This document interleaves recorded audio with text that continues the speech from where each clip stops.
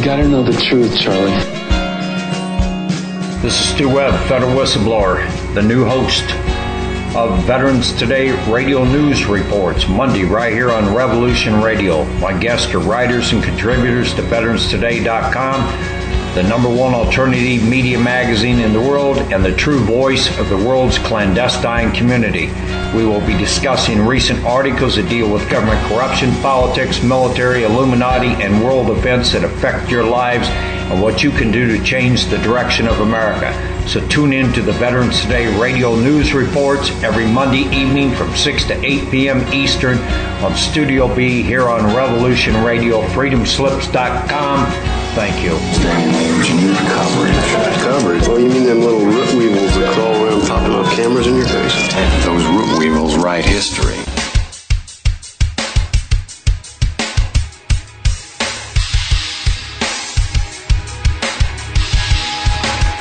Enter into a world unseen on Raven Star's Witching Hour. You will encounter eclectic topics from the realm of spirit brought into our matrix of truth.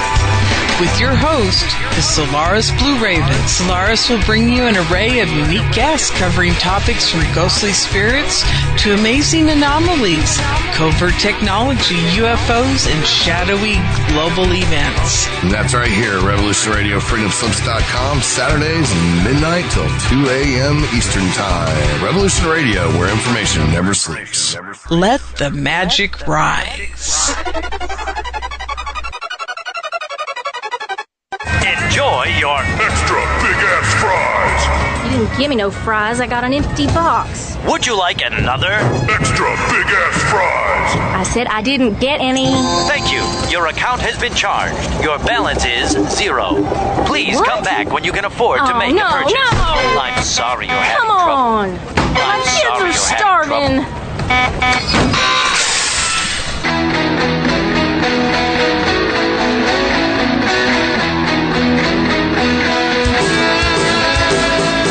Thank you for tuning in to Revolution Radio. Here at Revolution Radio, we believe in freedom of ideas, freedom of speech, but above all, we believe in freedom of existence through self-reliance. This station is 100% listener-supported, and as a fundraising promotion, I have a kick-ass free gift for a $100 donation. 35,000 seeds. 25 years in the freezer. Long-term storable, 54 different varieties. So if food prices go crazy, the shit hits the fan, or if you just want to save tons of money every year by creating your own food like I do, grab our seed pack special. Just look for the banner on the homepage at freedomslips.com. Don't be a statistic. Don't be part of the problem. Be part of the solution. We need, as humans, to start taking care of ourselves and not depending on the megacorps to provide unhealthy, nasty food. Included in this package is also a DVD with 900 survival and off-grid living documents and the offline home canning how to do everything website all on the DVD. So when you're growing all that food, you know how to can it, store it, preserve it, etc. with all these documents. So thank you for tuning in to Revolution Radio at freedomslips.com. I hope that you will pick up this package and start learning to be free. Revolution Radio, freedomslips.com, where information never sleeps and freedom is one seed that needs to be planted.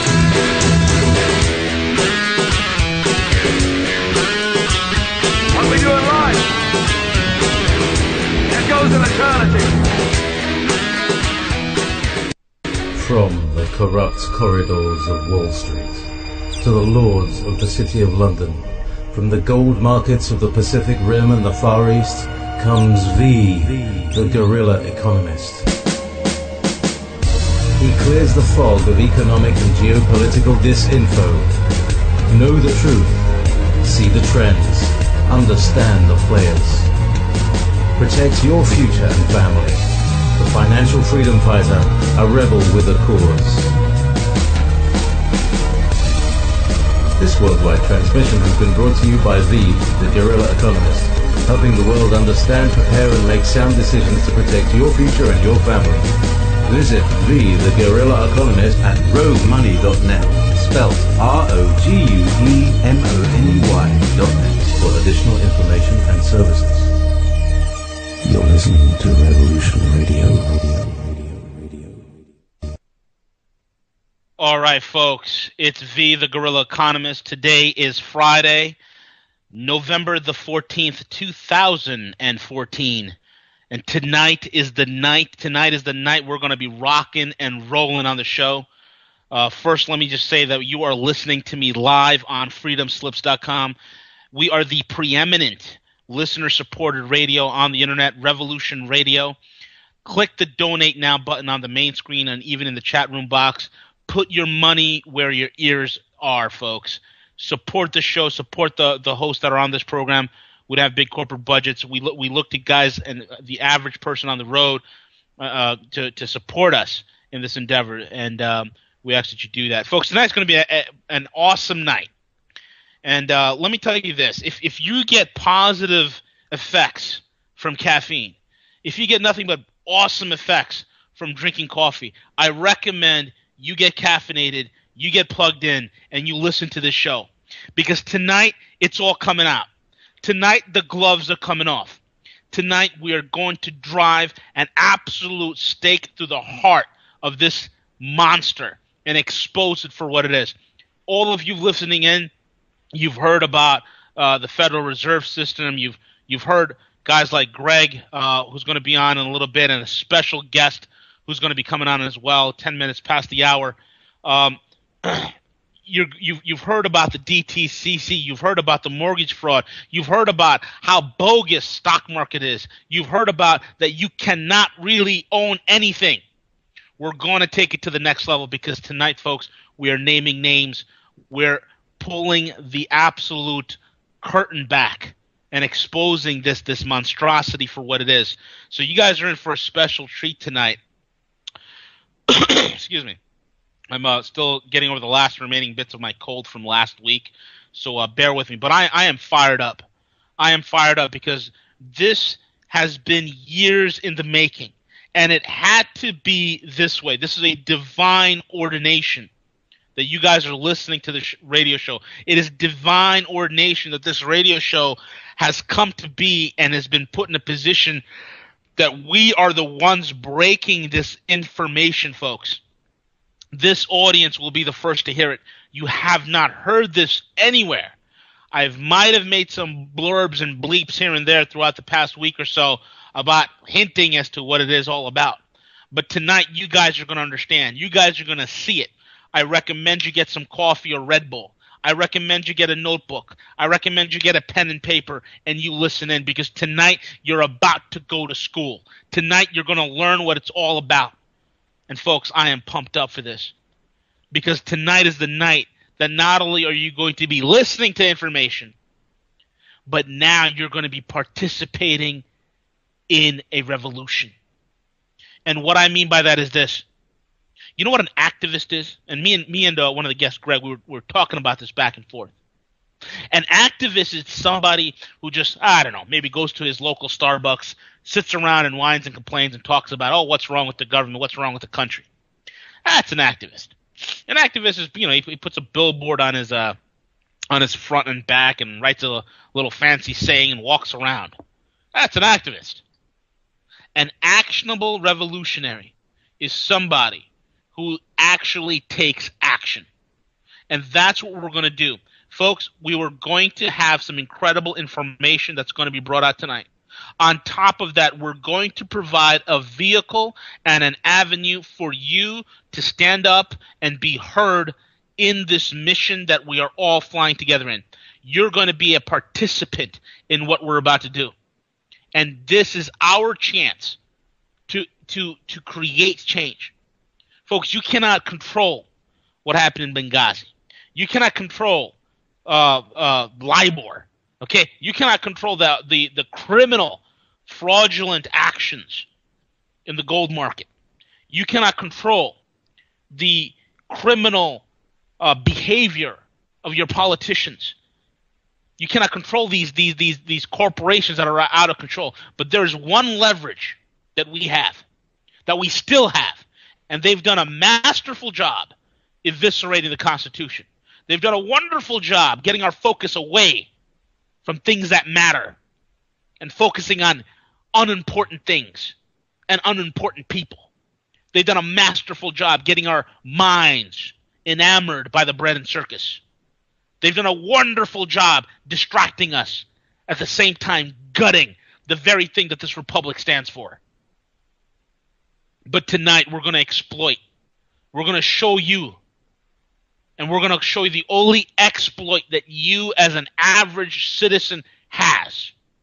The power is in your hands. These elitists would like you to think that you are powerless, that you can't make a difference, that your vote doesn't count. And some level of that, we all know about voter fraud. I'm not talking about that. They want to make you feel powerless. You're a hapless, laissez-faire victim who just floats through life.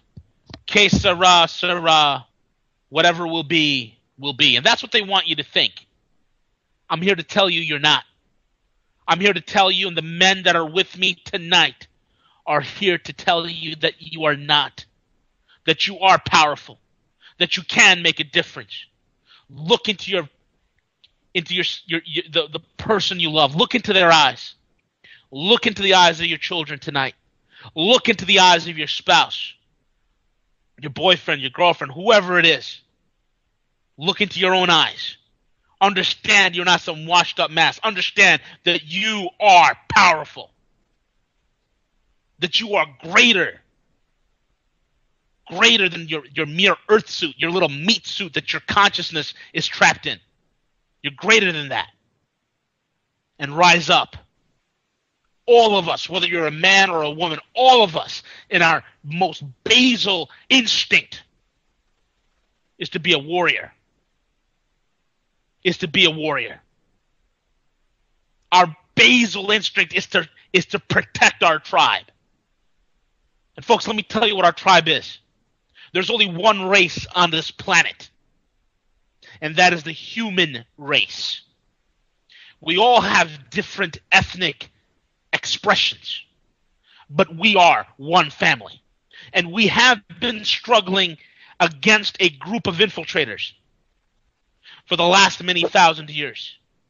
And now it's time that the gloves come off. It's time that we begin to show you the system of enslavement.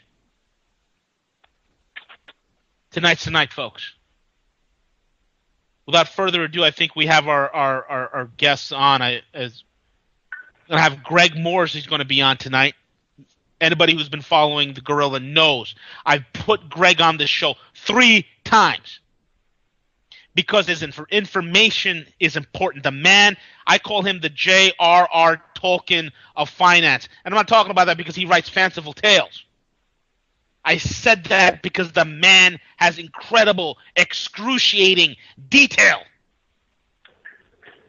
And detail that you need to take and drive it into your very core of who you are so that it elicits change inside of you, causes you to take action.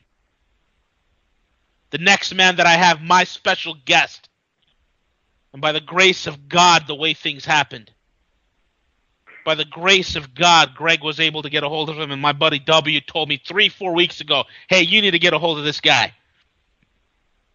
And then Greg was able to get a hold of him. His name is Scott Bennett. Lieutenant Scott Bennett. He's a U.S. Army Special Operations Officer from the 11th Psychological Operations Battalion, Civil Affairs Psychological Operations Command. And he's a global psychological warfare counterterrorism analyst, formerly with the defense contractor Bose Allen Hamilton.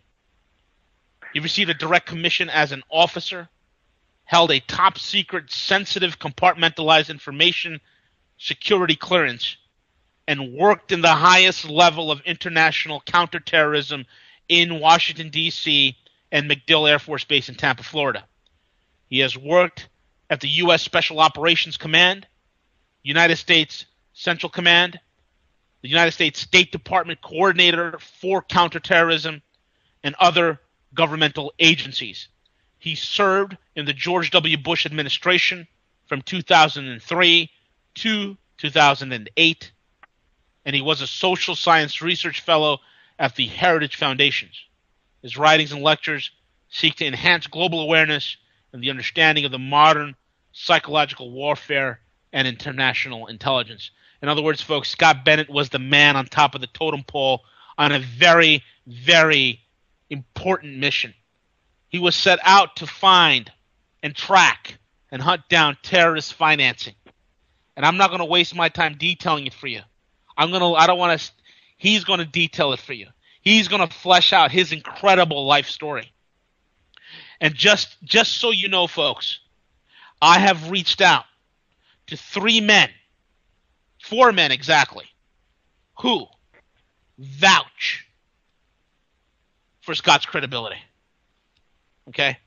One is a gentleman by the name of Dan, who was a major, 30 years in the Army, high-level intelligence officer. I've contacted him. He served and worked with Scott, knew the very place that Scott was in, confirmed it.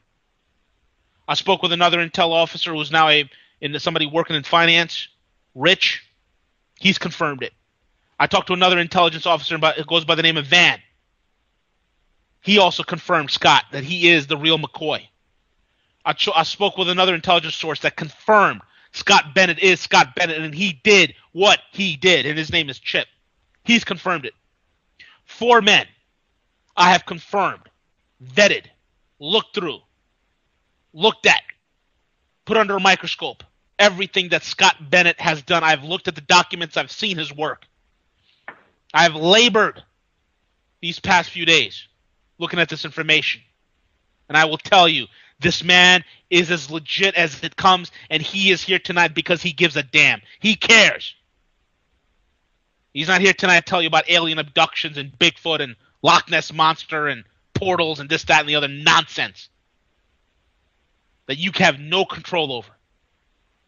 But he's here to share with you his life story. With that being said, Greg, come on board, sir. How are you? Good evening, Dan. I'm doing great. How are you? Greg, I'm pumped up, man. I can't tell the people how pumped up I am because everything we've ever talked about, Greg, everything, you and I, the hours we spent on the phone, has come to this moment. That's exactly right. This is a big night. Why don't you detail for the audience, Greg, what they're in for, and why don't you go ahead and tell them a little bit more so you can set it up, then we'll tee up Scott.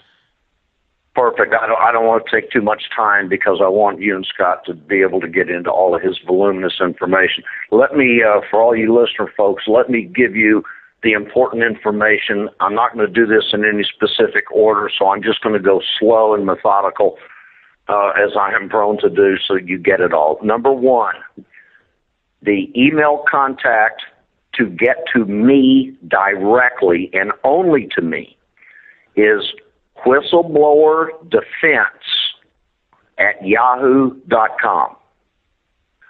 Whistleblowerdefense@yahoo.com. All lowercase, no spaces. Number two, the website for control and communication between all of us from this night forward is SaveOurFamilyAndHome.com. SaveOurFamilyAndHome.com. If you want to speak to either me or Scott directly, simply send an email to the email address I just outlined. I will contact you and we will set up those phone conversations. We welcome any and all comments, offers for help, criticisms, anything you want to share with us, we would love to hear it. Tonight's purpose is the following. We have a story comprised of 2 parts.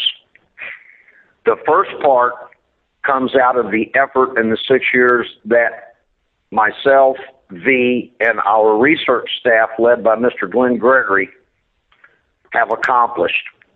That part of the story regarding the mortgage crisis starts at the point at which you or your potential pretender lender ask for an appraiser to come out and evaluate the property on which your house is located, all the way up the chain of events to the DTCC and Seed and Company involvement on Wall Street and their transfer of funds and relationship through the control of the Federal Reserve by DTCC. That's the start and the end of our part of the story. Because of some very serendipitous events and a lot of blessings from above that came to us about a month ago, Scott Bennett and I, through some very unplanned events, were able to get in touch with each other. Scott's part of the story picks it up where the monies at the Federal Reserve have been transferred offshore, a large portion of which went to the Union Bank of Switzerland, into a number of accounts, many, many tens of thousands accounts, from which those funds were likely redistributed and redirected to fund numerous terrorist activities and U.S. military black operations, the result of which was to send home many of our servicemen and women injured, maimed, or in a body bag. Now, tonight is the kickoff for the petition, which we are asking all of you, your friends, your family members, anyone with whom you can have contact, to urge them to join us in what V and I have attempted to evaluate and research to the best of our individual and collective abilities to find if there was any other party or group anywhere in this nation that was proposing to take this type of dramatic action. Our individual and collective conclusions were in the negative. So we believe that to the best of our knowledge and belief, we believe that all of us involved in this program tonight are involved in the only effort of its type taking place in this country. What is that? We are putting activism aside and we are moving directly into the paradigm of actionalism, such that we can force the private, public, and governmental individuals and entities who have been either directly involved, responsible for, or co-conspirators in the theft of quadrillions of dollars from our American citizens, a portion of which has been used to contribute to the perpetuation of illegal military events, wars, and police actions that have resulted in the killings of our family members. Here is where we stand on the documentation. We discussed this last week, but this is imperative because we are now going public. And we know that members of Congress, the President, and all the IGs are going to be aware of this because of V's effort. Number one, this effort is being instigated and begun by V, myself, and Scott's very courageous commitment, considering V and I have been at this a long time. Scott is a relative newcomer to this process, but he is such a man of character and courage that he made a blood oath military pact with me, since we're both ex-military, that he was in this with me and V to the death. We mean that. That's not theatrics. You people who have listened to me know I'm no entertainer. I'm no Richard Pryor. Don't plan on being, never could be. I'm just who I am. So those three of us are starting this process, but we must have your courageous support, endorsement, and participation to be able to affect a positive and fortuitous conclusion to this process. Now, the evidence looks like this. We have, on our part, the mortgage crisis part, we have thousands, over 15,000 pages of publicly accessed, corroborated, qualified according to the federal rules of evidence and court admissibility documents giving us the ability to prove, corroborate, and support everything that we said. The problem has been that in the 3.5-year legal battle that we've been conducting under our civil RICO lawsuit, the courts are scared to death of this information. The attorney firms that we're fighting in Birmingham, Alabama, and New York predominantly are likewise scared of it, and they don't want this information to come out. Why?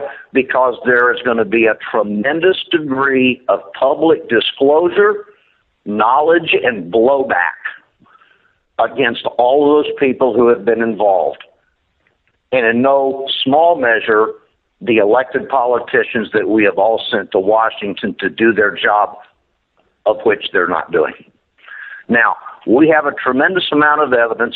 We've made all of that evidence available on both SaveOurFamilyAndHome.com as well as MortgageEndgame.com. As I have said, Mortgage Endgame is out of date. We're a two-man band. We're paddling the boat as fast as we can go, so we're going to be moving all of that information over to Save Our Family and Home over the next few weeks. The point of it is we've got it. We have disseminated that information to a number of reliable sources such that if anything were to happen to any one of the three of us, the information is not going to go away, and it is not going to therefore hinder or harm your commitment to sign the petition. Second area of concern. Scott has tremendous volumes of evidence which is clearly indicative that it states that, and when Scott tells you the story, you will be just shocked and appalled by the cover-up and the ignoring of his very courageous dissemination of this information to members of the government, agencies, and the military. You will be shocked when you see the degree to which they have ignored him. Now, Scott has tremendous amounts of information, much of which is going to be on the site, just as we always do. We have a show on Friday. All the information's up the next morning. Scott's information will be likewise on SaveOurFamilyAndHome.com. Not all of the information is up there for very specific strategic and self-protection reasons. But the information is there. Neither we or Scott or V, we don't have all the information. Here's why. People who are involved in these criminal activities are not going to give us their private hard drive information unless they are forced to do so, because they would be committing personal suicide by the admission of guilt to those charges which are being alleged, so therefore they're not going to give it to us. You have two ways of getting that information. One, go through the federal legal system. I can only speak for me because I've been up to this to my nose for the last 3.5 years. It is clear to me, irrefutably clear, that the courts and the law firms that are involved in the country club are not going to allow this information to come forth unless the American people come together and force them by momentum and strength to let this information come out. That is why we said this information could very well be larger than Iran-Contra, obviously larger than Watergate. This could be the biggest public uprising and civil, legal, and peaceful republic restoration that's taken place since 1776. That's not high-powered rhetoric. It is the honest-to-God truth. The critical component to that is your willingness to participate and contribute your incremental strength, just as myself and V and Scott and Glenn are contributing our incremental strength, which is no more or less than yours. We all have the same ability to contribute strength to the process. If you folks sign up and then you help by Twittering and retweeting and putting out articles, putting them up on your websites, talking to every single living human being you know in this country to get them to sign on the petition, here's what will happen. We have legally the ability to petition the joint House of Congress to force them to allow us to have open, public, unsequestered, unsealed, media-covered, joint House congressional hearings and testimony. When that happens, what we have effectively done is we have forced those people who wear robes and control the corrupt legal system, that's my opinion, we force them to let this information come forth. Now, whenever you are involved in a deeply, technically complex research process, you never are able to get all of the information, since that information is not all within your grasp. I have said that every time we've had this conversation. We don't have it all, but we have, as does Scott, well more than the preponderance of information necessary to force these unethical and criminal people. They're not all criminal. Some of them are just incompetent. But I don't believe most people in Washington are incompetent. It's possible. I don't buy it. I'm just an old Texas country boy fighter pilot, literally. And I do not believe that those people are incompetent. I believe that they have been bought off and corrupted. I believe that they're very smart people. If you study the criminal mind in the area of study referred to as criminology, you will find that the best criminals are always the smartest ones. And here's where they typically fall down. Their ego gets in the way.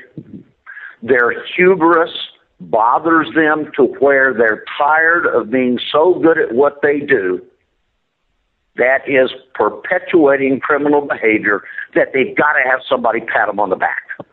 They've got to be told, man, you're really good at what you do. That's when they screw up, and that's where we've got them. They cannot refute this information. Myself, Scott, Glenn Gregory, and a very long laundry list that I will not disclose on the radio for protection of those people. And secondly, we don't want the Congress knowing who we're going to walk in on that congressional floor with witnesses as to what their identities are in advance, until we have to disclose to the sergeant at arms and the clerks and the secretary of the Senate as to who those people are. There is no way, unless they shoot us all, there's no way that this evidence can be debunked, shoved under the carpet, or otherwise made to go away unless they openly show a criminally intended hand and agenda. So we don't have to have, and make sure you hear me, we don't have all the evidence, but we've got way more than that which is required to demand these congressional hearings. Now, if we get those hearings, Then you'll get the rest of the information as to who was the guy that signed every check or authorized every wire transfer. Where did it go to? Did it go to Jordan or Pakistan or Libya, wherever the heck it went? And who actually was the beneficial receiver of those funds that were used to kill our servicemen and women? Here is the repugnant, beyond my ability to describe conclusion. We have had our homes decimated, our money stolen, our integrity challenged. They took that money, they put it through the hidden, corrupt stock market system to turn billions into quadrillions. And then they have turned around, they have lied to the American people, as it's now clearly evidence on the public record. We instigated, we trained, we have funded, and we have supported, starting back in the 80s, Mr. Osama bin Laden, and then the Mujahideen, which came forward into being rebranded as Al-Qaeda or Al-Qaeda. We're told on 911 that Al-Qaeda was the perpetrator. They're the bad guys. Isn't it interesting to find that the FBI on their 10 most wanted list never listed Osama bin Laden for his reputed involvement in 911? Isn't it interesting now that the very group known by the same name that supposedly attacked us on 911 as our most despicable enemy, we're now funding those people? I bet if you are a family member of a military serviceman or woman who has come home injured, maimed, or dead, I am sure this already has resonated in your hearts and your grief for years. Here's the conclusion, B. If you will go to SaveOurFamilyAndHome.com, on the top of every page, there is a huge red button that describes the petition. All you do is click on that button. When you click on the button, it's going to take you to a page that shows you exactly what the petition is and what it says. You fill in the information, you read the disclosure directions and constraints, and you're on the petition, and God bless you for it. Now, the petition is done in concert with a petitioner's letter. If you will go to, just as an example, go to the homepage, you will see on the left-hand side there are a number of blue icons. This is important because we've done the best we possibly could to make it simple for you, the listener, and the petitioner to make this happen. We have offered for your perusal under the title of Petitioner's Letter. If you click on that, there is a letter that we have drafted which you can read. If you like our letter, please feel free to follow the instructions. You can download it. We've given you, under icons on the left side of the page, the addresses for all of the House of Representatives' addresses, all the Inspector General's addresses, and all of the U.S. Senators' addresses. You don't have to search for anything. It's all there for you. All you do is copy, paste it, or manually type it in on the letter, put a stamp on it, and mail it. If you don't like that letter, please feel free to do whatever letter you want. We have included in this letter, it's a very hard-hitting letter. I pull no punches because, as B said, we are going in their face. This is not time for reticent, politically correct, or cowardly behavior. This is a fight. This is a fight to reinstitute our constitutional republic. Please go to the site. Please investigate all of the icons I hope that you will find it simple. If I can do it, which I can, then anybody else should be able to do it because I'm no IT genius. But it works simply. Please sign the petition. Please start writing letters to your congressmen, to your senators, to the inspectors general that we discussed in quite some detail last week, and let them know that you've had enough. We need to get millions of signatures on this petition. There is nothing not disclosed. Everything's on the website. Exactly what it says, exactly how it's going to be administratively dealt with and submitted to the Congress. When we are ready and have enough signatures, here's what the protocol is going to be.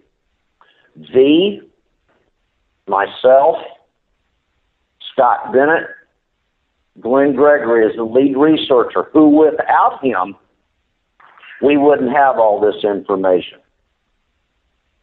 I'm not going to go into his military ops background, etc., for his own security, but without Glenn, and I must say this as a disclosure, every piece of information we have ever uncovered has been done so legally, in accordance with law, and no laws of any kind have been broken, no confidentialities or firewalls have been broken, no websites have been tampered with or hacked.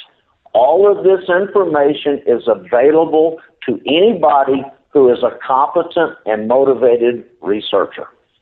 So none of our research can be challenged, debunked, or thrown out of the Congress because someone claims that because we have a degree of IT skill that we hack somebody's website. That has never happened. And I stand ready for somebody to challenge us on that, and I'll be ready to affidavit and shove it right back where the sun doesn't shine. So we have done everything we know to make sure that the credibility and the integrity of this evidence has been protected and maintained.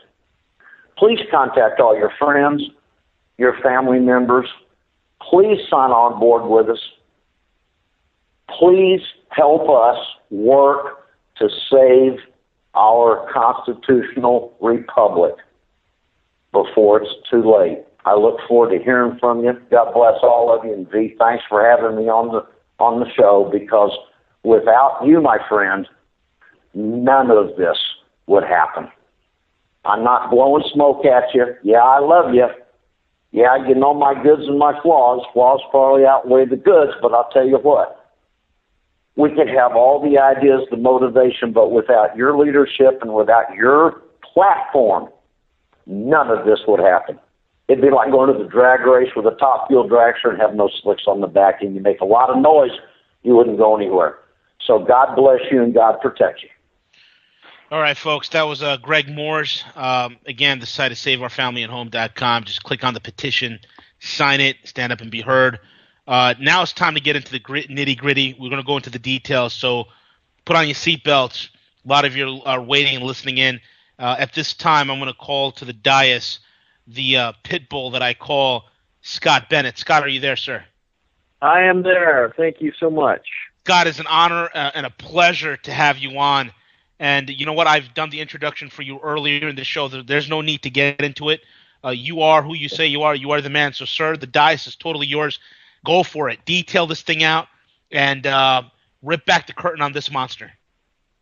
Yeah, well, let me jump right in and present this as sort of a military briefing, and I'm going to keep it as factual and straight to the point as possible, and jump right in. And let me just start out by saying, one, I'm so impressed and humbled by your courage and your boldness to get even these discussions out there. I mean, the whole world of these sort of internet radio productions is truly, such a blessing to this country, because it's the only way that real people of character are going to hear and be advised and receive the intellectual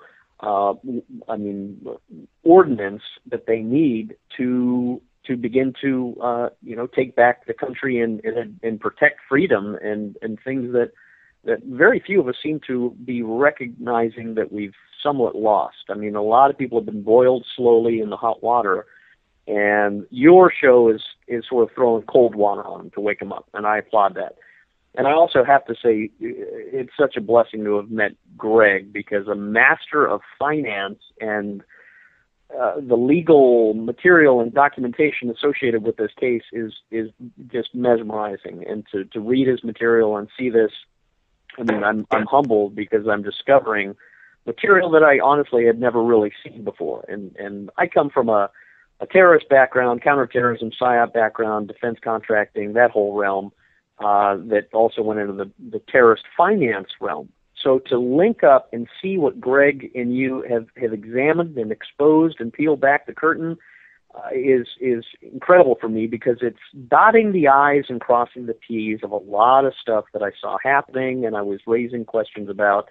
So to see it really is, I mean, an act of God, and I'm so thankful that it's happening this way, because it is an act of God. You can see the divine appointment of all these people coming together, and these facts and these truths and these issues. It is really coming to a fruition, and we just have to be honest and faithful and move forward in the direction that we feel ourselves pulled in. So I'm just going to share what direction I feel being pulled in, and be as honest and open as I can, in the hopes that it's going to inspire and give people what they've been waiting to hear and waiting to know about. Let me start jumping in real quick. As Greg was kind of talking about, this is something that's just starting to come together now, but there are a lot of parties that are probably going to try and shut this down. The phone may get cut off. We may have to reconnect, because this has happened a few times, very strangely. So let me put out some other contact information. First of all, everything is very true. Go right through Greg's website that he's mentioned in the beginning. But let me also give this alternative contact in case any websites are shut down. And my email is armypsyop@outlook.com, armypsyop@outlook.com, and PSYOP is spelled PSYOP. So it's armypsyop@outlook.com. And the office number is 925-391-0407. I put that out there because I know people who really are worth something and matter and are on the side of right and truth. I want you to have that information in case it can be useful and you need it. For the bad guys out there who are challenging freedom and are in league with the police state and the Gestapo intelligence that is sort of stifling our freedom, I really don't care, because as I've said before, I fear no man, and I'm in this to the death, and I'm not backing down, and I'm charging forward in obedience to my oath to the Constitution, in obedience to my oath as an officer of the United States Army, as someone whose father was a Vietnam veteran, a aviator, fighter pilot in Vietnam, who flew 201 missions in 6 months, which is like a mission a day, more than anybody really in modern history, and with uncles and grandparents from a long line of military history. I'm following through on my oath as an officer of the United States Army. So that's the contact information. Let me jump right into, well, you've already talked a little bit about my credentials, training, background, and character. Anybody with interest in examining me further and looking at this, you can go to the website, www.armypsyop.wix.com/Scott Bennett. And I'm sure, V, you'll have this on your website, not anything like that. So you can always get to me and Greg through his website, which he's put in the beginning of the show, saveourfamilies.com. But this has kind of come together accidentally and miraculously. My original story, as I've just put out, I'm from California. I moved out to Washington, D.C. in 1998. Worked in the Bush administration, got my master's degree, got my PhD, worked from the Bush administration, had also been at the Heritage Foundation, jumped and was offered a position in Booz Allen Hamilton. Booz Allen Hamilton is one of the biggest defense contractors in the world that goes back about 60 years and is one of the blueprint architects of all the major government agency apparatus. Booz Allen Hamilton designed Homeland Security. It designed a lot of the Patriot Act agencies and operations that we have. I came out of the Bush administration bright-eyed and bushy-tailed. I had moved out to Washington to sort of address a lot of the liberalism that I saw being problematic and destructive to our families, to our heritage, and I didn't like it, so I moved out to sort of do battle in that regard. And I joined in the conservative parties and the Republicans and got wrapped up into that. And then joined Booz Allen Hamilton after the Bush administration, went into defense contracting, largely because my background in my academic studies had been in psychological operations, economic development, and I knew everything about Islam and had studied it and the writers and had language proficiencies. So Booz Allen Hamilton had caught wind of me through a military event that I'd gone to in the Pentagon, and I had come under the notice of a man named Colonel Jeff Jones. Colonel Jeff Jones was the 4th Pod commander, the 4th Psychological Operations Group commander, and he had approached me and said, I want you to join my team. I'm putting together an eclectic band of guys looking to do counterterrorism, psychological warfare. And I said, well, that sounds like what I want to do. I'll jump right in. And I had been encouraged by Secretary of Defense Donald Rumsfeld and General Myers at the time to enlist and also go in and become a military officer. So I joined Booz Allen Hamilton, and Booz Allen Hamilton, Colonel Jeff Jones, was a maverick. He was very, very creative, very smart, and he was dedicated to winning the war. A lot of the things that we've seen about 9/11 and a lot of the shenanigans that have been uncovered, the real stories of what have happened, I won't go into here, but let it just be heard that Colonel Jones recognized a lot of the shenanigans and the problems that were going on involving the Brzezinski people and Kissinger and Dov Zakheim and a lot of these names that were instrumental in a lot of this funny business.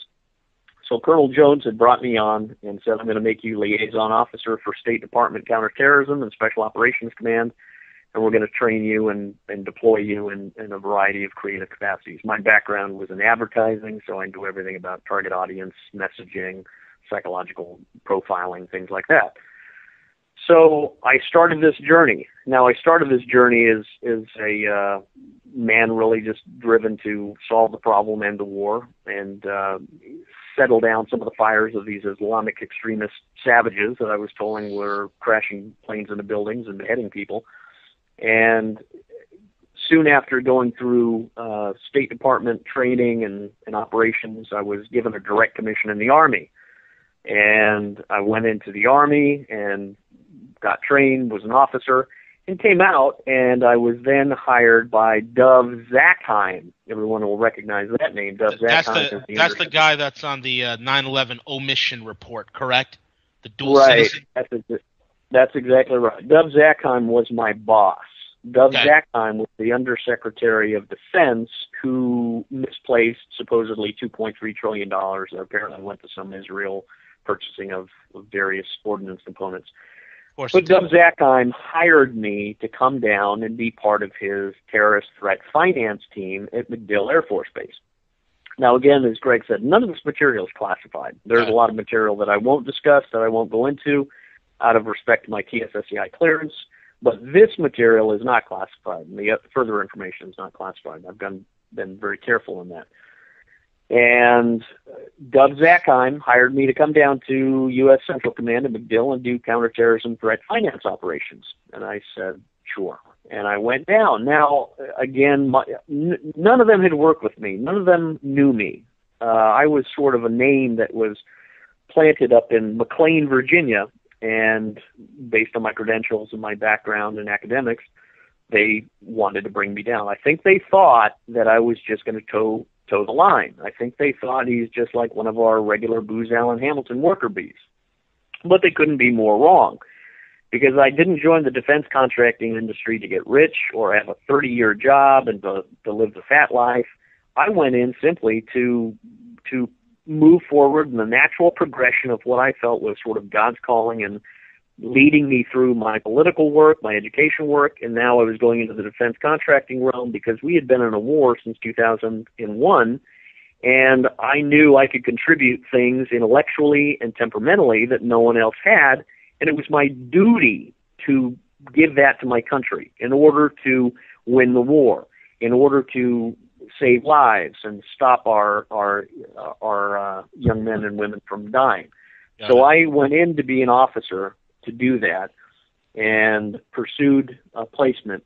And Dov Zakheim and these guys, I don't think they recognize that, but they did come to recognize it very shortly, because next thing I found myself going down to U.S. Central Command at MacDill, where I went into counterterrorism threat finance training and went into every finance, bank, courier, Hawala, every institution that was associated with terrorists and their money supplies, and went through extensive training. All right, Scott, hold that thought. Hold that thought, Scott. Sure. We've got a hard break coming up. Folks, you're listening to the Guerrilla Economist. This is the Major Disclosure Night. And Scott, when we come back, I want you to hit up on the details. Folks, stay right there.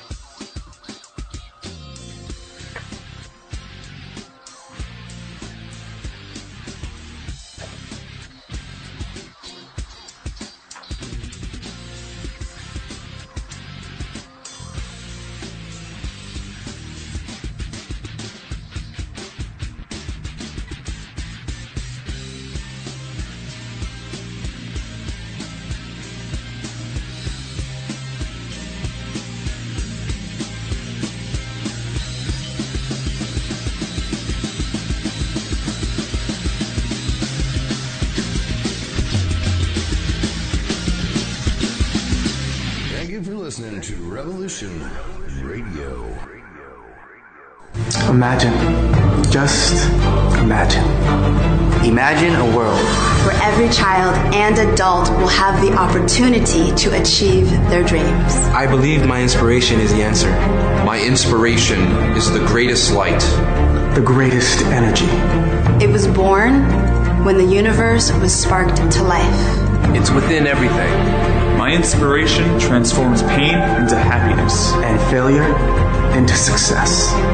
My inspiration inspires lives. It inspires lives. It inspires human lives.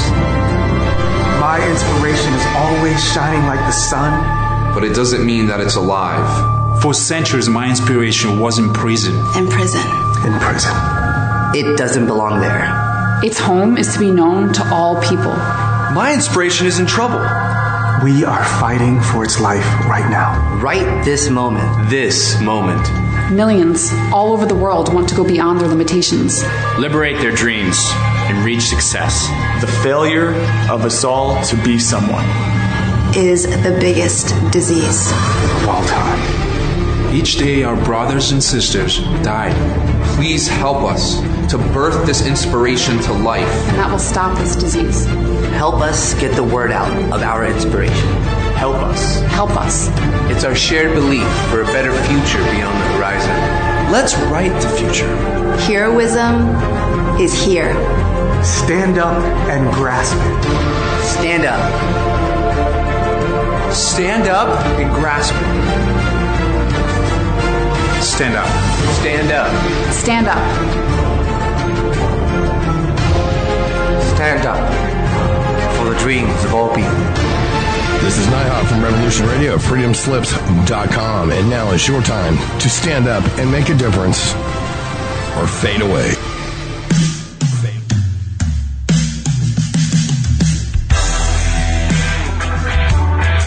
Hello, everyone.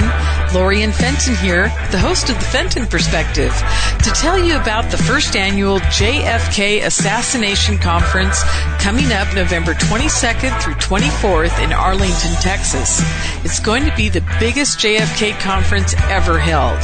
Producer Judith Ferry Baker, Lee Harvey Oswald's lover, has gathered the who's who of JFK researchers and authors, including Jim Marrs, Dr. James Fetzer, Jerome Corsi, Ed Haslam, Philip Nelson, and 25 others.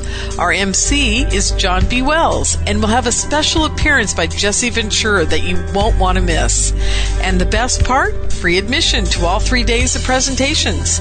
So join me at the first annual JFK Assassination Conference. You'll leave knowing the truth about what really happened on the day that changed America. Visit jfkconference.com. That's jfkconference.com.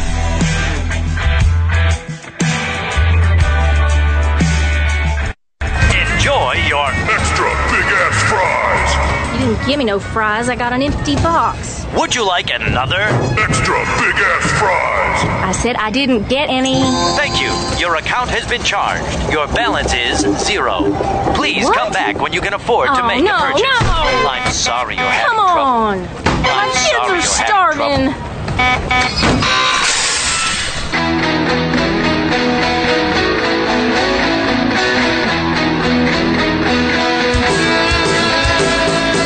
Thank you for tuning in to Revolution Radio. Here at Revolution Radio, we believe in freedom of ideas, freedom of speech, but above all, we believe in freedom of existence through self-reliance. This station is 100% listener-supported, and as a fundraising promotion, I have a kick-ass free gift for a $100 donation. 35,000 seeds. 25 years in the freezer. Long-term storable, 54 different varieties.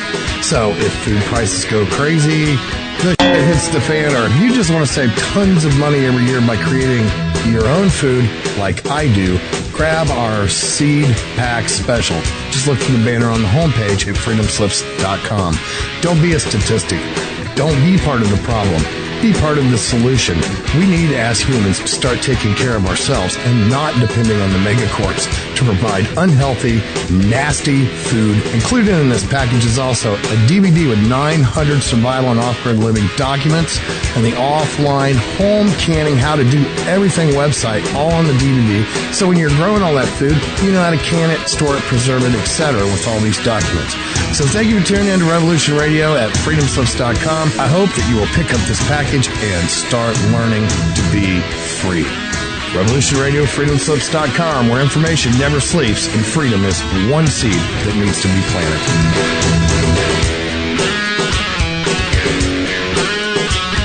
What we do in life, it goes in eternity.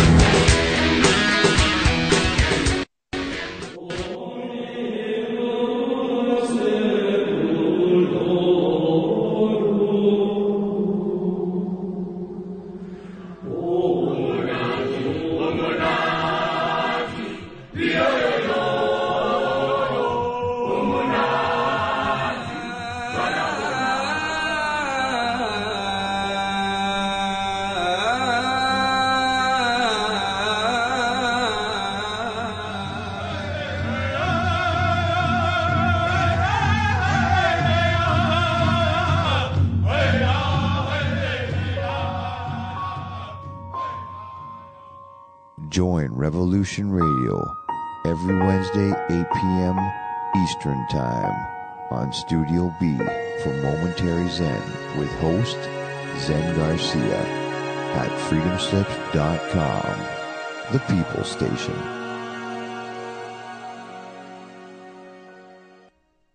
What do you think it is? I don't know. Whatever it is. Welcome. Now, there more, gentlemen.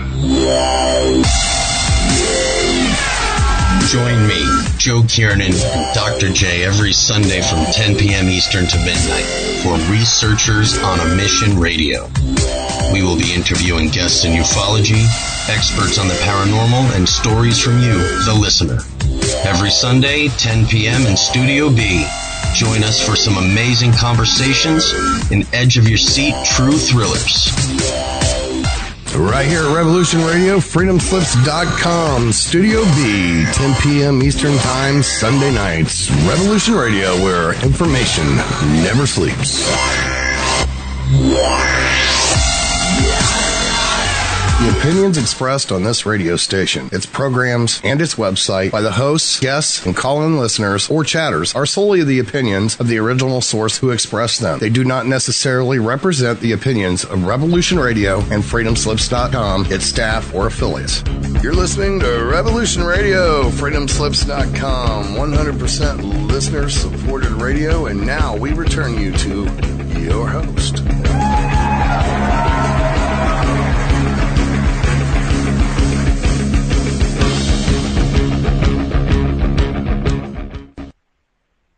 All right, folks, it's V, the Guerrilla Economist, coming to you live. Want to thank you for listening to this explosive broadcast. I also want to urge you folks to support us at freedomslips.com. This is the only radio station in the world right now that is disclosing this information. You can click the Donate Now button on the chat room box, also on the home screen. And, folks, listen, one of the greatest things that we have is our archive section. You could join it. It's only $5 a month. It helps support the cost of running this station. We have millions of people, literally millions, 2, 3, 4 million, listening in, and that we have absolutely broke pretty much the bandwidth. We've hit the absolute limit of all bandwidth for this show. So there's right now listeners that can't even get on and be able to listen right now because there are millions bombarding it worldwide. Okay? This is huge. So one of the best ways to share this information is to join the archive section. It's $5 a month. It supports the cost of running this station, folks. And on top of that, you can download the broadcast. You could share it with your friends and family members. You could also help support the station by getting a seed pack. It's a non-GMO heirloom seed pack or 54 varieties of fruits and veggies. It's a great for your garden. You know, help you to start eating more naturally, much cleaner. And also click on the ads. Heck, clicking on the ads that's on our home screen helps with getting the station running. Okay, so with that being said, that I want to bring back our guests, Greg and also Scott. Scott's going to detail some things. So, folks, this hour, Scott's going to get into the details now. He described who he is. He described what he did. Now he's going to get into the meat and potatoes on everything. Scott, are you there? Yes, I am. Okay, Scott. I want you to really talk about your time from Tampa onwards. You got down to Tampa. They put Booz Allen Hamilton put you down to Tampa. They hit you with trumped-up charges. Talk about what you discovered. Talk about the details, man. Go ahead. Yeah. Well, let me jump right in. I'll also say I'm going to make it very short so that we can get into questions because I know that's probably something that can be really constructive for people. But the lengthy 3-hour deposition on a lot of this materials you can review and listen to on the Kerry Cassidy Project Camelot interview that we did that's on the website armypsyop.wix.com/Scott Bennett. If you want to go up there and listen to it, you'll get more of the legal 3-hour deposition of every detail. But I won't go into that here because of time and getting into questions. So let me jump right back in and say, when I went down to Tampa to do counterterrorism threat finance operations, I went in, I started digging around, I started writing reports, I started doing my job and doing it very effectively, doing it to attack a problem. I was looking into it like a surgeon, looking to heal a body and kill an infection. Well, to make a long story short, after tipping over some apple carts and ruffling feathers and writing reports and making public notice and raising my hand and making suggestions, I found myself stopped at the front gate, accused of a DUI that was later thrown out because there was no blood alcohol in my system. It was a complete false charge, a false entrapment. And I was taken at gunpoint onto base, interrogated for like 8-9 hours in a car, and then taken into a jail cell, and then released and banned from base under the accusation of a DUI suspicion and then an invention of my base housing not being cleared on paperwork. Nonsense. I mean, long story short, I then was banned from base, and Booz Allen Hamilton fired me. Dov Zakheim called me and wrote me a letter the next day and fired me without any explanation, just simply saying, because you've been stopped at base, we're suspending your clearance and you're being terminated. And I immediately thought, this is bizarre and crazy, but I also thought maybe it's a training exercise. Maybe they're testing me to see my loyalty, my abilities, my strength, my fortitude, because I was expecting to be deployed as a military officer. I had a top secret clearance. I was going to go over to the Middle East and do all sorts of operations. So I thought this was a test. Everything is a test. Well, I took it like a man, and I wrote it through. I went back to Washington expecting to be briefed that, all right, you've passed, and nothing happens. Next thing, we had the Don't Ask, Don't Tell report, and I filed a report that changing this policy would incite certain terrorist activities and terrorist inflammations and radicalism. And 1 month after submitting that report, I received an indictment letter. And that indictment letter was from the Civilian Justice Department of Justice, Eric Holder and Lanny Brewer, and they had accused me of making a false statement on a housing form, wearing my uniform improperly, and not having my guns and a gun safe registered properly on base paperwork format. So basically trumped up BS. Yeah, complete BS. The first time in the history of the United States an Army officer has ever been charged with things like that. So that's, again, why I thought it was ridiculous. I thought it was a test. I thought there's no way. There's no charges here. But to make a long story short, I go back down to Tampa to address these in a court of law. The attorneys I had, one of them was David Shalala, who was the nephew of Donna Shalala, Clinton's Secretary of Health and Human Services, and another guy named Craig Huffman, both of whom had been prior military JAG attorneys. Well, I get down there, and expecting to be fully briefed, all these charges thrown out. Instead, they never put me on the stand. They never put one piece of documentation on in the record, and never put on a defense. Simply invented some silly, statement that I wasn't guilty of anything. Well, the prosecutor had also raised that I had dressed up in a police uniform, and they got this affidavit from Wackenhut, which is a CIA affiliate, and all these funny things started happening. Next thing I know, I'm found guilty in a civilian court of law of military violations and thrown in prison. Completely unheard of. Prison. So the first time in the history of the United States, a military officer is thrown into a civilian prison for things that he was doing on base in uniform as part of his military duty. And 5-6 months later, after a journey through hell, I find myself sent up to Pennsylvania and they gave me a sentence of 36 months. Instead of 0 to 7 months, they enhanced me to 36 months, which again is unheard of. So I go to Pennsylvania, and make it real simple and short, this is a camp full of engineers, financiers, lawyers, doctors, white collar guys. Talent pool. And I find some of the most brilliant men you could ever meet, some of whom V has already talked with, who will confirm all of this material, all of the story, as being truth. And these men were, brilliant. I'd give my life for them.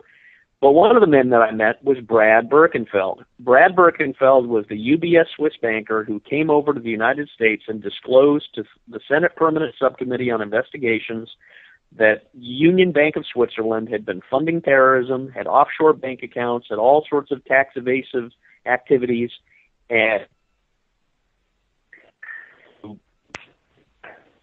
Scott, you there? Scott? I think, yes, I'm here. Are you here? Oh, yeah. I don't know what happened to your phone, man. But this is where you found Brad Birkenfeld, the legendary Swiss bank whistleblower. Yes. So Brad and I sat down, and we'd met on the bocce court, and it was sort of a divine intervention moment. And we started talking, and he told me his story.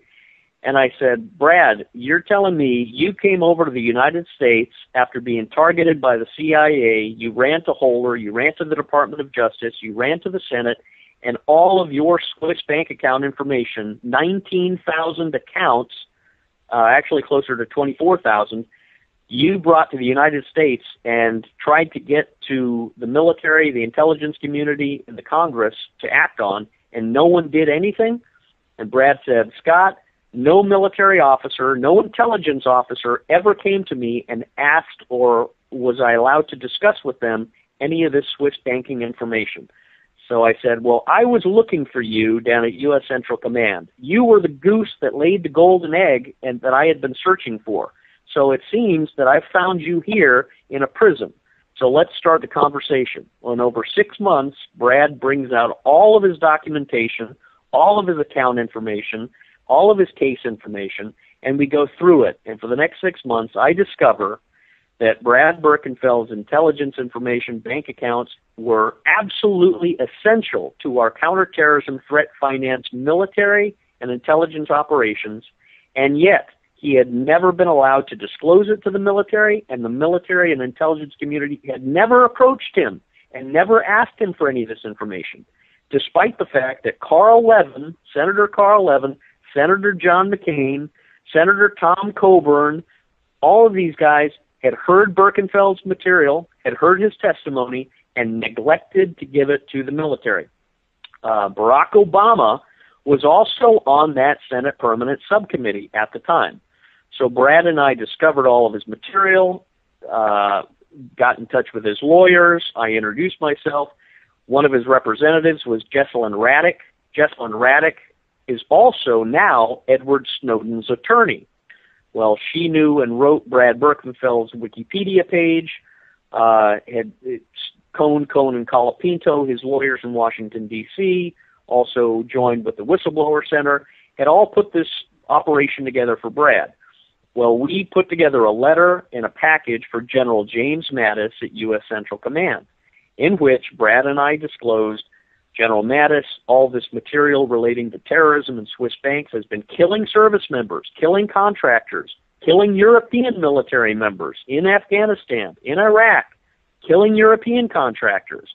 So the United States service members and European allies have been killed or maimed or grievously wounded by weapons and terrorist activities that are being financed by the Union Bank of Switzerland, Credit Suisse, and a variety of other European and Middle East banks, that Brad Birkenfeld has essential intelligence materials that you need to see. Brad was previously prevented from discussing any of this by Kevin Downing and Kevin O'Connor. Those are two, this is all coming to me from Brad, those were two attorneys at the U.S. Department of Justice who originally charged and incarcerated Brad. They also prevented him from discussing any of this material. So, but no one could stop me from discussing it because we met accidentally, and all this material was coming to me from him. We then wrote the letter to General Mattis, and Brad Birkenfeld delivered it. He got out of prison on August 1st, 2012. Now, it's significant to note that on July 17th, 2012, 2 weeks before Brad got out, the Senate Permanent Subcommittee on Investigations and Homeland Security had published a report that identified HSBC and a few other banks and their specific roles in counterterrorism, financing, and money laundering. However, in the Senate, and in the Senate report, they never mentioned once any material relating to Union Bank of Switzerland or Brad Birkenfeld, which is huge because he basically came to the Senate with a briefcase full of account information, full of cell phone numbers, full of addresses, full of secret hotels, full of every inside information that an intelligence officer could use to track down the money, the terrorist finance accounts in UBS and every other Swiss bank overnight. Overnight, we could have tracked down and stopped these money sources and dried it up in an instant. So the Senate had published this report. I didn't discover this Senate report, I might add, until a couple of days ago, because being in prison, you don't get access to any of this material. So I just discovered this, and I'm just reading through it. So it's very fresh. But this report originally came out in 2012, on July 17th. Brad got out 2 weeks later. 1 month after he gets out, he's suddenly, and after that letter is sent to General James Mattis at U.S. Central Command, Brad is paid $104 million, and he goes completely silent and disappears. Got Immediately it. So after that. So they paid him some shut-up money and told him to go away. That's the only conclusion, really, that you can make. We'll pay you in gold, or we'll pay you in lead, and you'll be dead. Well, they paid him in gold, and he went quiet. And I think his lawyers were instrumental in shutting him up as well. Now, I know what I know, which is when Brad and I sat down and talked about this, he said, Scott, I'm going to go back in front of the Senate, I'm going to demand a hearing, and I'm going to pull you in to say this man knows everything about how the military and the intelligence community should have used my materials. And had he been given these materials, him and his team at Booz Allen Hamilton, supposedly managed by Dov Zakheim, could have shut down all of these terrorist accounts.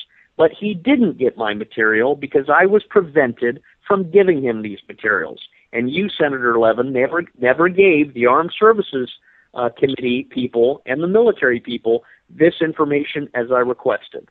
That was Brad's plan, is to have a second hearing where all of this was brought out, and I would be pulled in simply as an advisor from a military perspective. That never happened. When that didn't happen, I felt obliged as a military officer to report what I had been given by Brad, what I had discovered, and I compiled a 15 to 20 page report to General Jeff Jacobs, commander of U.S. Civil Affairs and Psychological Operations Command, who was my immediate commander as a PSYOP officer in under the 11th PSYOP. I wrote General Jeffrey Jacobs, and in a detailed report I said basically, sir, material has come to me that's essential to our mission. It can help stop service members from being killed. It can help stop contractors from being killed. It regards to Swiss banking finance operations, and you need to look at it. It's absolutely critical. The material has come to me from the Swiss banker himself, and all of his WikiLeaks and all of his account information and all of his supportive documentation indicate a variety of things. One very interesting thing was that in Switzerland, Brad had been approached by the Central Intelligence Agency, the CIA, to turn over to them and work for them as an economic asset to give information on Swiss banking. He was lured into a DUI situation, taken to a bar in Switzerland, got drunk, stopped at a DUI stop, and put into a Swiss jail. Immediately, Brad told me, and he told others this, that V has talked to, and will confirm this. Brad was approached the next day by a guy walking into the cell who flashed a CIA badge and got him out of prison, and then approached and started the discussion with him. Well, immediately following that, Brad flew over to the United States. I think he sensed that there was something mysterious afoot and tried to turn over all of his material to the Department of Justice. Now, it's very significant that Brad was approached by the CIA in Switzerland because one other person was in Switzerland at the time that saw this operation and has reported this operation to Glenn Greenwald in The Guardian. And that person is Edward Snowden. Edward Snowden was an intelligence analyst working for the CIA in Geneva, Switzerland, and in his report to Glenn Greenwald in June of 2013 reported that the Swiss banker had been targeted by the CIA, and it was a turning point for Snowden. He saw the manipulation and the skullduggery and the corruption and how they were abusing the Swiss banker, and that supposedly had turned him and started making him cause a second thought. Got it. Scott, let me ask you a question. What are some of the key pieces of information that stood out to you when you started putting Birkenfeld's information in combination with yours? What started to alarm you where you said to yourself, holy crap, the Republicrats and the Democrats are the same two wings on the same dragon? When did that epiphany occur?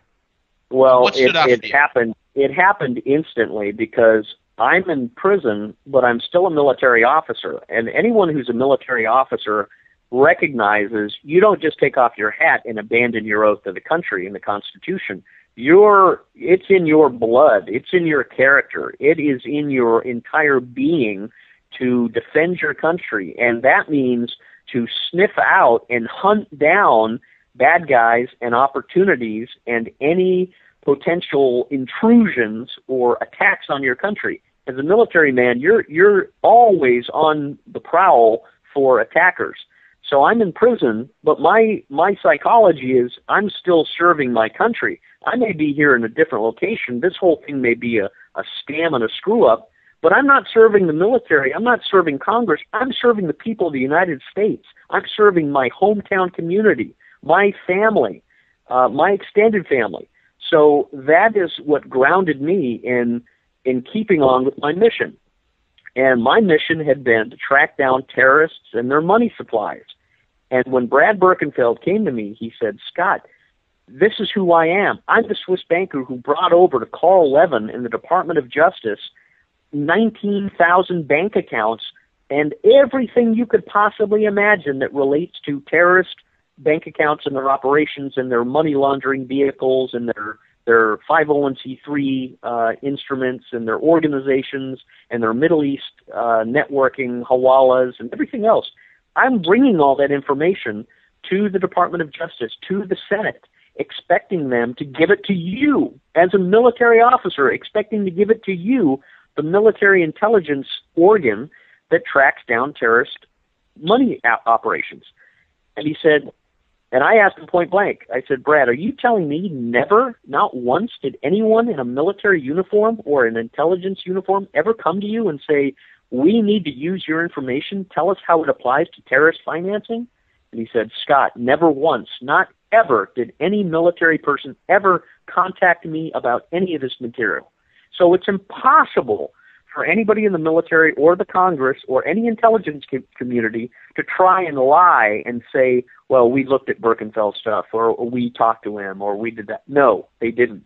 Brad told me point blank, eye to eye, no one ever approached him and talked to him. That's when the flag went up. I knew right then and there this was either a serious lack of intelligence sharing or a cover-up, and it needed to be examined and exposed. It needed to go to the military commanders to utilize. It was actionable intelligence from a military point of view. You could use this intelligence and implement it into our missions, and the Congress also needed to implement it in order to build policy solutions around. Now, I sent that report to the military, to General Jeffrey Jacobs. I also sent it to over 100 congressmen and senators on the intelligence committees, the armed services committees, the foreign relations committee, the judiciary committee, the homeland security committee, the government oversight and reform committee, the banking committee. Every senator and congressman under the sun that, I can list their names. And of course, they all stonewalled you, right? Every single one. Not one single congressman or senator or military official ever responded to my information. Right, and also major media, probably you try to go to them and they probably stonewalled you as well and tell you, oh yeah, we'll interview you, and never even showed up, correct? I probably spent about $500 in mailing stamps and envelopes because I sent it to every media asset you could imagine. I sent it to everybody at Fox News. I sent it to CNN, to 60 Minutes, to CBS, to NBC, everybody. The Fox News, Sean Hannity, Bill O'Reilly, Greta Van Susteren, Monica Crowley, Chris Wallace, Britt Hume. Everybody at Fox News knows about this. I've also subsequently sent it to RT, to Abby Martin, to her assistant, Manuel Rapolo, to Guyan Chikayan, all of those people. None of them have responded. They initially responded by, hey, we heard you have a whistleblowing report in a story. Please tell us what it is. And then I sent them the material, and I never heard back from them. No one has responded. They've dropped it like a hot potato. One of the most damning exhibitions of treachery or cowardice was Michael Isikoff. Michael Isikoff from NBC News had come up to interview me, thinking that they were going to do an interview on a Booz Allen Hamilton contractor who was in jail, just like some of these other contractors who had gone off the reservation. Sure. And he came into an entirely different story. He came up and met with me, and I said, this whole thing that's happened to me was a complete setup and a scam, but let me tell you what I've discovered since I've been here in Schuylkill Mountainous Resort. I've discovered the Swiss banker and 19,000 bank accounts that terrorists are using to fund our terrorist activities against our troops, and I've filed this up the chain of command. I filed it up to all the congressmen and senators, and no one has done anything. Right. Please report this, Michael. Isikoff. He came up with a guy named Tom Hamburger from the Washington Post. And I sat down for 2 hours with them and gave them all of this material in writing, all of my reports and letters. They turned white, their jaws were open, and they walked out, and they never reported a single word about this. And they never returned any of my documents that I gave them. Right. So that's obviously, there's something real funny about that. Well, it's pretty obvious, Scott, that none of these guys will ever bite the hand that feeds them. These sold-out military punks who are going against the oath of protecting the United States Constitution against all enemies, foreign and domestic, have sold out to these cronies who are behind the scenes, and these media guys as well. I mean, it's a concerted effort to make sure that this information does not come out. I mean, am I right in saying that? Well, you're absolutely right, and you know it's fascinating. This is a chess game that we've already won. We've already taken the queen. We've already defeated these pettifoggers, these manipulators, these congressional criminals. It's just a matter of making the right moves. Now, what I mean by that is all the people listening to your show, and especially the military people who are used to the whole military character, all they need to do is print out the letter and send it to their member of Congress and to the media. Simply say, it's already been written, simply affirming these reports, affirming this material, and it can be as simple as, it's come to my attention that Scott Bennett has filed a whistleblowing report as a military officer exposing Swiss banks funding terrorism. Given the terrorist banking that is being sued right now in New York, this is obviously an important issue. It's also come to my attention that you as a congressman have done nothing about this. You've received these whistleblowing reports from Lieutenant Bennett, and you've done nothing. Members of the military have been killed because of this. It's been lingering since 2012. For the last 2 years, this issue has never been handled or anything done about. So everyone listening to your show can put these members of Congress on notice by saying, I know about this report. I know that members of the military have been killed. I know that UBS is funding terrorism. And I'm telling you, Congressman, Senator, that I know. Now, if 10 people listening to your show called a congressman's office and said that staff member would run to the congressman's office and say, I just got 10 guys telling me that they know about a Swiss banking terrorist report that you've got and you've done nothing about. We're in serious trouble. Now, if 100 people did it, it would be even more outrageous. And these people will quickly run. Once they know they've been exposed and people listen and understand this, it's very easy to win. And folks, let me tell you something. What Scott's referring to about a Swiss bank being sued, guess who it is? It's UBS. They're being sued by several victims' families, okay, in Israel, who have suffered at the hands of terrorists. They've did their due work, and they found out that a lot of these terrorist operations are being funded by UBS. And UBS is the bank that Scott has uncovered with those 19,000, 24,000 some odd accounts, him and Birkenfeld. But we all know, not too long ago, it was Wachovia who was funding the Sinaloa and Los Zetas drug cartels in Mexico and running the money laundering operations for the drug cartels. All of them are dirty. Do you get this? In other words, they've outsourced your jobs. They stole your money. They decimated your mortgages. They've created fraudulent financial instruments in Wall Street.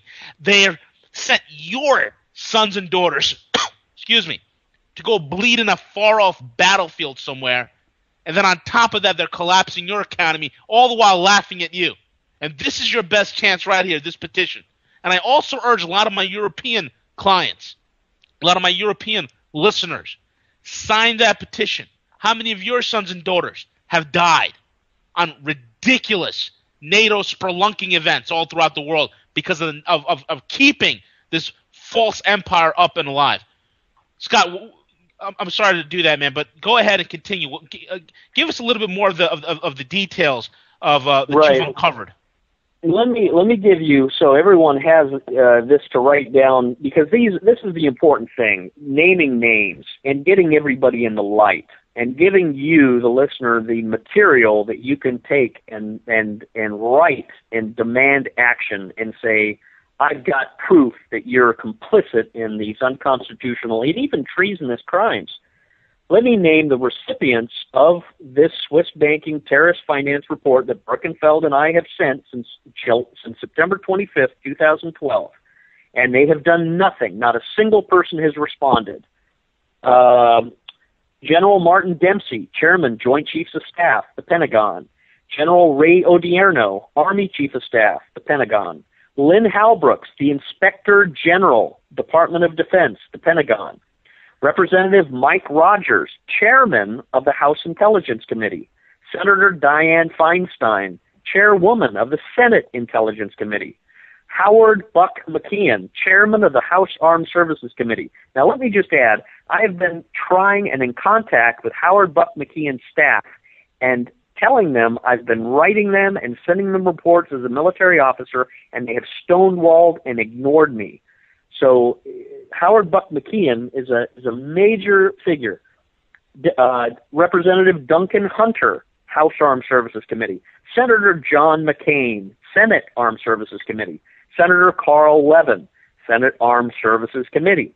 Now, Carl Levin is very significant because he was on the committee of the Senate Permanent Subcommittee on Investigations that originally heard Birkenfeld's report, and he was also the chairman of the Armed Services Committee.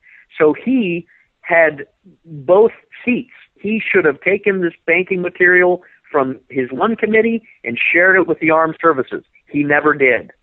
Senator Carl Levin needs to be held to account for that specific action. And Scott, Representative Darrell, he's another dual citizen, right? And he's about to, I think, he's about to retire, I believe. Yeah, but you know what? Retirement can't exclude these people from treasonous activities and crimes against the Constitution, and held to account. I think Nuremberg showed us a little bit of that, and some of these people need to be similarly disciplined. And I think that's one of the reasons why he's trying to get out of Dodge as quick as possible. Yeah, that's one of the reasons Eric Holder is quick so fast. Eric Holder has left the Department of Justice because I think he sees a lot of this stuff starting to come close to him. By the way, let me just put out a quick part. Eric Holder and Lanny Brewer worked for a law firm called Covington and Burling in Washington, D.C. Covington and Burling represented Union Bank of Switzerland. Eric Holder and Lanny Brewer prosecuted Birkenfeld and gave him 40 months in prison because of their previous client, Covington and Burling and UBS. Make no silly shenanigans about it. This was a conflict of interest at best and a severe abuse of government authority at worst. And Lanny Brewer has since gone back to Covington and Burling. And Eric Holder may try and sneak back. Michael Chertoff of the Homeland Security Department has gone to Covington and Burling. So this is a major law firm in Washington, D.C. that represents Swiss banks, UBS, and they prosecuted Birkenfeld, which is all exposed in the WikiLeaks cables. And Hillary Clinton, when she was Secretary of State, also coordinated with the Department of Justice to persecute Birkenfeld and throw him in prison. That's all in the WikiLeaks cables, which people can review at their own leisure. Let me jump right back into the naming names of the list. Representative Darrell Issa, Chairman of the Government Oversight and Reform Committee. Representative Jason Chavez, Chairman of the House Subcommittee on National Security, Homeland Defense, and Foreign Operations. Senator Charles Grassley, Senate Judiciary Committee. Senator Charles Grassley, Chief of Staff, was a guy named Dean Zerby. Dean Zerby wrote this whistleblowing law that got Brad Birkenfeld $104 million. I wrote to Senator Charles Grassley numerous times, pleading with him to contact me to debrief me on Birkenfeld's material. I assumed that Brad had been silenced, had been shut up, had been threatened, but that he still was going to proceed with the game plan, which is, Scott, get all this information out to the American public. So I took the ball and started throwing it up to Congress, hoping that they would call me back and say, Bennett, what have you got? What's this all about? What do you know about financing terrorism and Swiss banks and Birkenfeld's material? Tell us. our lives being lost and soldiers being killed, that's what I was expecting.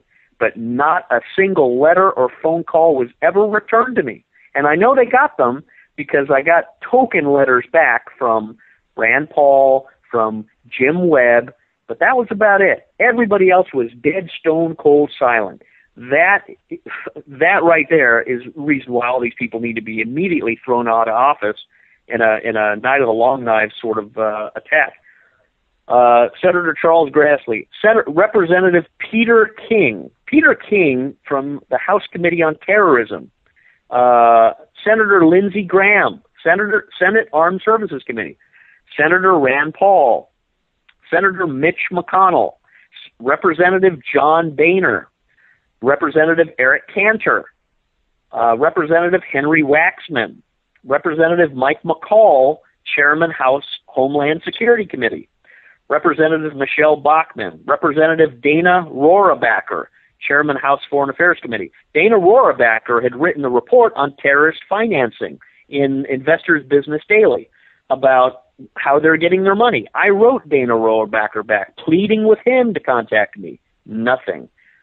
Senator Marco Rubio, Senator Orrin Hatch, Senator Pat Roberts, Representative Jeff Sessions, Senator Angus King, Senator Jim Risch, Senator Saxby Chambliss, Representative Ruppersberger, Representative Dave Reichert, Senator Kelly Ayotte, Senator John Thune, Senator James Inhofe, Senator John Coburn, General James F. Amos, and Major Avi Stone, who was my military attorney.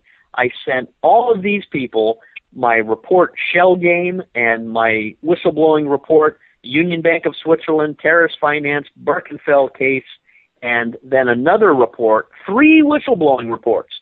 The last one being Follow the Money. Follow the Money was a very short, here's what's happened, here's what I discovered, here's what's Birkenfeld's material. All 3 of these whistleblowing reports. First one was September 25th, 2012. The next one was May 27th, 2013, right around when Snowden came out. And then after Snowden, the next one came out September of 2013, Follow the Money. And no one has responded to any of that material. So those are the facts. There's a few other representatives and senators who've gotten this, but I won't go into all the names yet. All this is documented. The opportunity that presents itself is all of this material will be brought back into a court of law in Florida, and all of these people will be brought in as part of the evidentiary record to confirm that Scott Bennett, working as a terrorist threat finance analyst, was illegally and unconstitutionally challenged, prosecuted, incarcerated in violation of the Constitution because of duties he was performing, specifically whistleblowing-oriented duties, in his capacity as a military officer and a defense contractor at U.S. Central Command. After being incarcerated, Bennett discovered Mr. Birkenfeld, and all of the material that he had been working on and whistleblowing about relating to terrorist finance was confirmed by Brad Birkenfeld's UBS documentation and materials. How in the world did these guys meet? How did this come together? Well, the faithful will say it was an act of God. They met in prison, and suddenly they completed each other's story, and Brad's documentation got into the right hands, because now they can be taken and put into a court of law and made part of the official record. Had this material from Birkenfeld come through any other means, it would have been labeled top secret and inaccessible. They would have buried it. But as it stands, because I went to prison, I met Birkenfeld, I got this material, and now I'm making it known. And that's how Greg and I connected, because he contacted me with a lot of his expert analysis in the mortgage banking crisis and a lot of the derivatives markets, and just following the money and putting together now where all of this has led and is leading to. I'll just close by saying, the people listening to your show, this is a very easy victory. All that needs to happen, look at it like a psychological warfare game. Every member listening to your show can write a letter and an email and send it to their member of Congress and their senator, and do it every week, and simply let them know that you know about this. You know about Brad Birkenfeld. You know about the Union Bank of Switzerland whistleblowing report that describes terrorist finance accounts. You know that ISIS, right now, this war in the Middle East we're being drawn into, has been funded by UBS accounts that are going through all sorts of Swiss conduits. And you know that they have known since September 25th, 2012, and they have covered it up. They've ran away from it. And that is a breach of trust. They have violated their oath to the Constitution. Members of the military have been killed, maimed, wounded. Mothers and fathers of children who've served in uniform should be absolutely outraged that they have done nothing with this report, because there would be people alive today had they acted on this intelligence. But for whatever reason, they haven't. So I'll leave it at that, and happy to pick up wherever you want, V. So, Scott, V, can I make one linkage comment very quickly, V? Yes. Okay, here's the linkage, folks.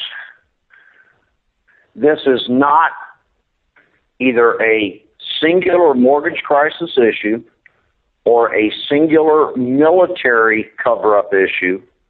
It is not about the plight of Greg Morse in the legal system or of Scott Bennett in his individual story. There's a lot of details, but I don't want people getting confused in the myriad of details. Here is the linkage. Your money is stolen under the auspices of a fraudulent mortgage-backed security system. Second, the money goes through Wall Street, the DTCC. 3, the money gets transferred to the Federal Reserve. 4, do you believe that the money that went from the United States to these 24,000 or so accounts was carried over by a duck? No, it was wired from, in large measure, we are sure, we have to get the evidence to prove it, that's the reason for the congressional hearing, but the monies from the Federal Reserve were transferred to these various accounts in the Union Bank of Switzerland. What does that mean? 5, it means that since the dollar bills are not tracked by serial number, excuse me, it means that the quadrillions of dollars that were funneled through the DTCC that ended up in the Federal Reserve's account, of which the DTCC is the predominant controlling party of the Fed, it means that some or all of those monies, and we don't know, that's part of the research that we can't get our hands on because it's private to them, but only for a short while left. That money was transferred to the Union Bank of Switzerland, and there's no way for them to deny, there's no way for them to prove that the monies that went from the Federal Reserve came from a clean source and not from proceeds of the mortgage crisis. That's the linkage. Yeah. So the story here is twofold. That's the first one. The second one is we have voluminously documented all of the hundreds, over 500 communiques and distributions of our whistleblower package filed legally and accepted, as we covered last week, by the IRS, the SEC. We have sent that to over 500 people.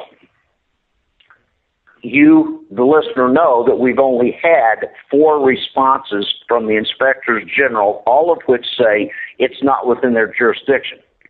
You just heard Scott say, I've got 129 letters that Scott has provided that are all going up on the website.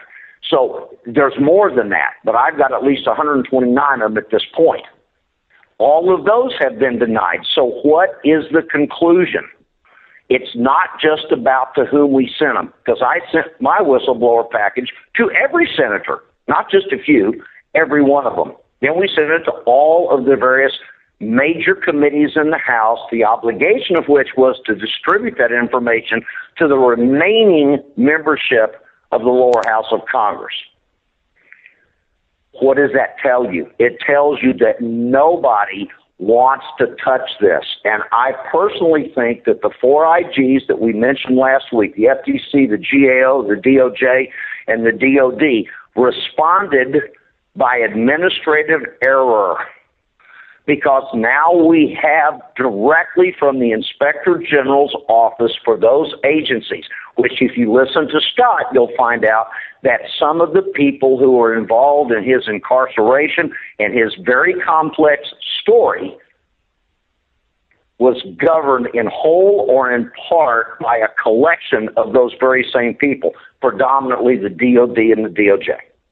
Got it. So you have to stand back from the myriad of details so you get a global picture. That's the way we believe the money went there. That is what our evidence says. We need the congressional hearings to force these people like a bunch of cockroaches into the light so we can get the rest of the information which without the congressional hearings we're not likely to get. And we need everybody's support. That's the linkage, and that's the meaningfulness of all this information. And one of the things I want to tell people is this. When you look at history, when you look at U.S. history, you want to understand how these black ops nonsense and the collusion between finance and government and military and intelligence, how it all works is this. How do you think a family like FDR, the Roosevelt family, gained wealth? Well, they did it from the heroin trade.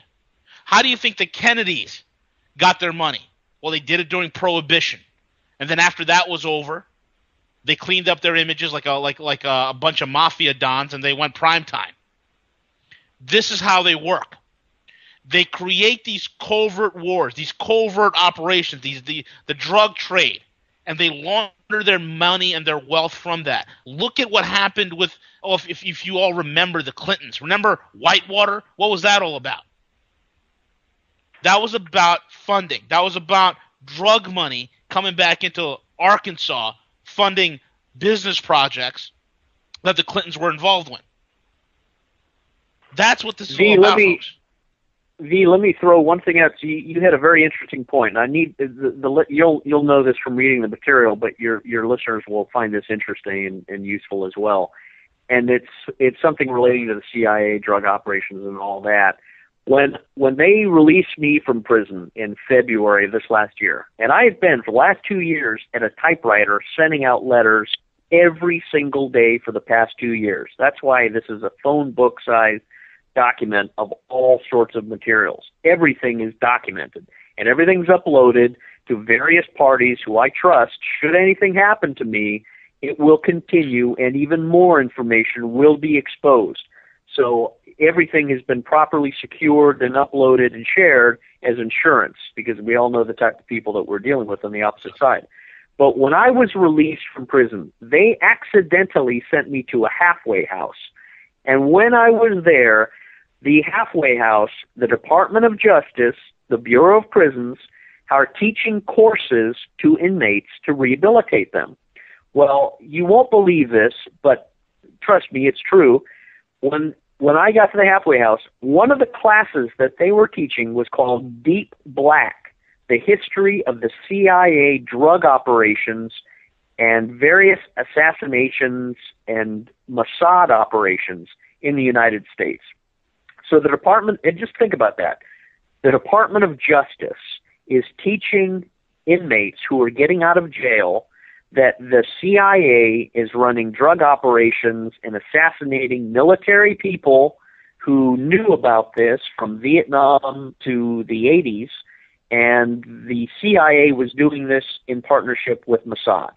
That's what they're teaching American inmates who are getting out of prison. So if that's true, that the CIA has been doing this, then it certainly warrants a court action to review.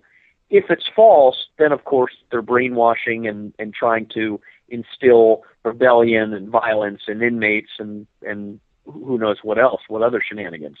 But it's very significant because I don't think the American public would approve and even believe that the CIA, the Department of Justice, is teaching this class. Now, I've shared it, and I've sent the syllabus, and I've included it in my court documents in Florida. So that too will be brought in to the record that the Department of Justice is teaching inmates this following syllabus: Deep Black, the history of CIA drug laundering operations. That's an earth-shaking, plate tectonic moving discovery, because no one that I've shared it with can even believe that. But you know it, and everybody listening to your show knows it because they're intellectually sophisticated and have done their research. Absolutely. And one thing I like to say, folks, all of this stuff is happening. It's us versus the globalists. That's the way you got to see it. It's the globalists that are using covert black ops money to finance and foment wars and terrorist activities that facilitate the destruction of the current nation-state system, which is what we're all based in. Okay? And they're trying to bring about a new world order, so to speak. And that's what we're fighting here. The whole thing is, folks, these guys use all sorts of front companies. And Scott, I'm sure you probably seen a whole bunch of shell companies that these guys have created to start funneling a lot of this money, a lot of these operations through. And folks, that's what we're trying to get at here. These are the groups that you need to focus on. Okay, the fact that your hard-earned equity, your hard-earned money is being used against you. The global banking system has been weaponized. I wrote an article almost a year ago, called Weaponized Banking. I did a whole series on it. In fact, I'm going to be writing a book on it. That's what the whole thing is about, folks. It's weaponized banking. It is extraction. And when you have whistleblowers like Scott come forward, it is about silencing them and their information. Well, we're down to the last 30 seconds. Anything else you guys want to say? You guys want to plug your emails, your websites? Go right ahead. I'm done. Thank you, V. Appreciate it. Yeah, I'm done too. Thank you for a great cause, and we look forward to continuing this fight and bringing out more as we analyze it and share it with you. Thank you both. I want to thank both of you guys for being on, and I want to thank all the folks that are listening right now. Go to that website, saveourfamiliesandhomes.com. Sign the petition, download the documents, look at the evidence, be active. Do not be an activist in the sense of just, you just want to talk about it or the salaciousness about this whole information, but be an actionable revolutionary. Take it to heart, folks. Make a difference. This is the only exploit you have. This is V, the Guerrilla Economist, and they once again support us on freedomslips.com. Click the Donate Now button. I want to thank my producer, Tom, for flying with me yet again tonight. Folks, thank you. We'll see you next week.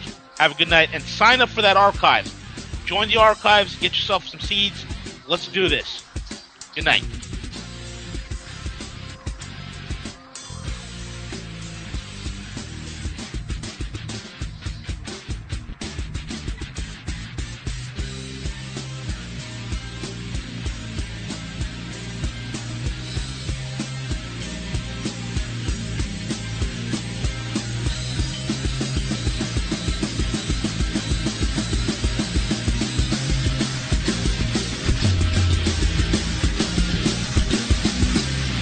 Listening to Revolution Radio.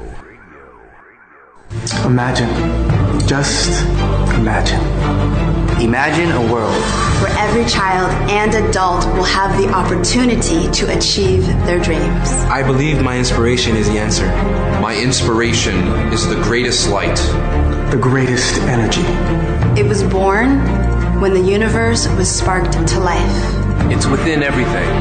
My inspiration transforms pain into happiness and failure into success. My inspiration inspires lives. It inspires lives. It inspires human lives. My inspiration is always shining like the sun. But it doesn't mean that it's alive. For centuries, my inspiration was in prison. In prison. In prison. It doesn't belong there. Its home is to be known to all people. My inspiration is in trouble. We are fighting for its life right now. Right this moment. This moment. Millions all over the world want to go beyond their limitations. Liberate their dreams and reach success. The failure of us all to be someone is the biggest disease of all time. Each day our brothers and sisters die. Please help us to birth this inspiration to life. And that will stop this disease. Help us get the word out of our inspiration. Help us. Help us. It's our shared belief for a better future beyond the horizon. Let's write the future. Heroism is here. Stand up and grasp it. Stand up. Stand up and grasp it. Stand up. Stand up. Stand up. Stand up for the dreams of all people. This is Nighthawk from Revolution Radio, freedomslips.com.